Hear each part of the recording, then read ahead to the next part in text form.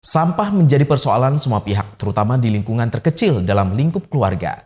Oleh karena itu, ada hal yang mudah dan bernilai ekonomi tinggi, yaitu dengan berternak maggot. Ternyata dapat membantu mengurangi sampah organik rumah tangga. Akhir-akhir ini, kota Banyuwangi sering diguyur hujan bahkan hingga berhari-hari, dan dampaknya yang nyata adalah banjir.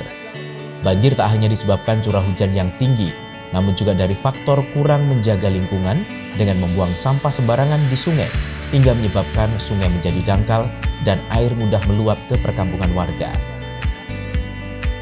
Namun ada cara yang menarik agar sampah tidak dibuang ke sungai, yaitu dengan cara dikelola atau dimanfaatkan sebagai makanan maggot, dan ini menjadi nilai ekonomi yang tinggi.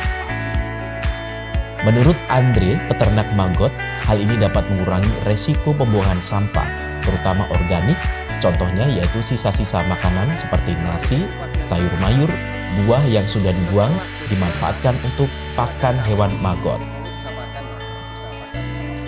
Prosesnya dengan cara menyiapkan tempat untuk menuang sisa makanan organik seperti di ember bekas, lalu dimasukkan maggot kecil di makanan sisa tersebut.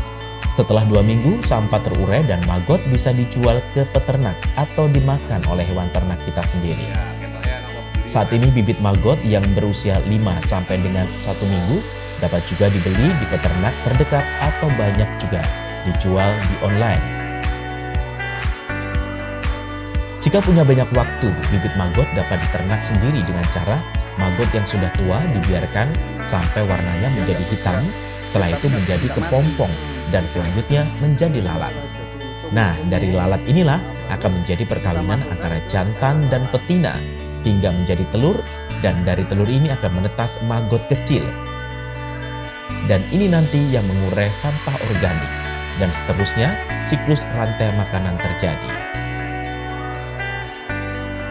Sebagai pecinta lingkungan, Andre juga bercerita kalau ini berjalan seimbang, maka banyak sampah bisa dimanfaatkan dan lingkungan menjadi bersih. Di ekonomi dapat mengambil keuntungan dari penjualan maggot. Sampah-sampah itu sebenarnya dirubah menjadi protein oleh si larva maggot ini. Jadi proteinnya kandungannya sangat tinggi, itu untuk kebutuhan nutrisi hewan ternak kita seperti ikan, seperti unggas, ayam, bebek, lain-lain. Ikan juga macam-macam, segala macam ikan itu dia mengkonsumsi maggot. Jadi maggot ini banyak sekali kandungannya. Selain dia berprotein tinggi, dia akan juga mengandung asam amino dan lain-lain. Jadi maggot ini sebenarnya beda sama si belatung. Kalau belatung itu berasal dari lalat hijau dan dia akan menghasilkan penyakit gitu. Kalau si BSF ini enggak sama sekali. Iksan Semesta, CTV. Maggot ini, Pak, produksi maggot ini.